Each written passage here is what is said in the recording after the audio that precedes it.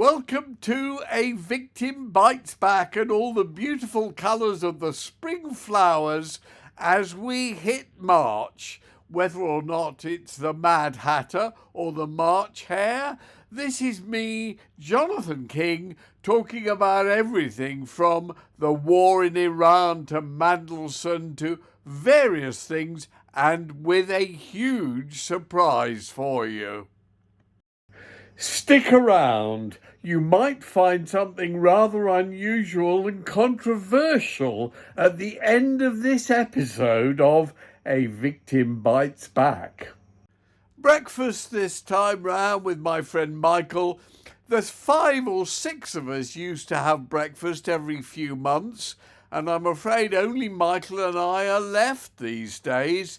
All the others have passed away as we too get on with our dotage, and some fantastic food, delicious eggs Benedict, and I had a very nice porridge dish.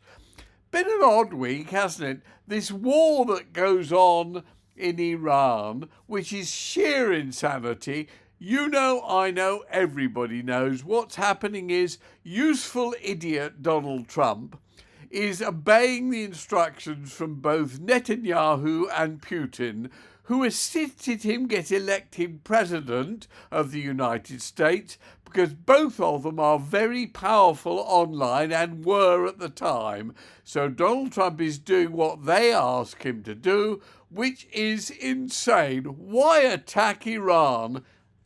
Every year I celebrate at the annual festival which we all have in a beautiful church, St James in Piccadilly, which is on behalf of the victims of false allegations, whatever they may be. We all get together then, and we've done so for years and years now. It's actually quite interesting meeting all the people who also, sadly we are all getting older and many are dropping off the tree, feel very strongly about those people who've been falsely accused of something and are currently languishing in prison or are now released with broken lives, or sometimes even have committed suicide or died of old age. It's a lovely old church, and we all gather together there and have a small, short service, and afterwards all have cups of tea or coffee and chat to each other about how things are going. And it goes right away across the board. I was interested to see this new photo that's arisen of Prince Andrew and Peter Mandelson and Jeffrey Epstein, or whatever his name is, all together, they say, for the first time. But I look at that photo and I think to myself, hang on a moment, that doesn't look at all like Peter Mandelson. I think it's somebody completely different. And I have so little trust and faith in the media at the moment that I just think to myself, they've got it wrong again. And anyway, who cares? 3 people sitting by a table, enjoying a relaxing time together, because one of them happened to be a vile pervert later on and got a very minimal jail service for a very trivial crime. Who cares? Who gives a shit? The world has gone bonkers. But in the meantime, we all have a good old prayer. But it does make me think, what on earth is the excuse that the USA have got for bombing Iran and killing all sorts of innocent people? They may not like the regime. A lot of us don't like the regime. I don't really like the Trump regime in America. I don't like Keir Starmer and many of his policies. I'm not going to go and declare war on somebody for that. It makes no sense to me whatsoever. He hasn't even really claimed to have any kind of reason. Anyway, it's a lovely day in London today. There's Piccadilly Circus, the statue of Eros. I'm off to see a film, which I've wanted to see for a long, long time.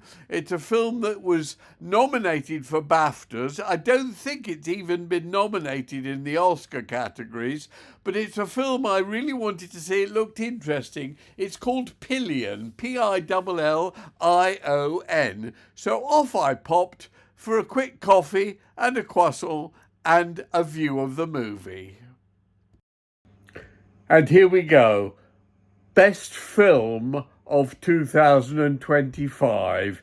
You may be surprised, although I'm pretty sure the Oscar will go to One Battle After Another, which I thought was a wonderful film, brilliant, and fully deserves an Oscar. I have to say, I would give my best film of the last year jointly to two movies. The Voice of Hind, which was in another language, and Pillion, which I have just seen. Now, Pillion is a British film. Both these two films are highly original, unlike any other film you've ever seen, both of them. But both of them are also highly intelligent. So they're not only really well made and cleverly made and different from every other film, but they're also thought-provoking. They bring up all sorts of various different things that you wouldn't have thought of when watching a film. So there you go. Rather unusually, the best film of 2025 for me is a joint winner, The Voice of Hind and Pillion. See you next time round.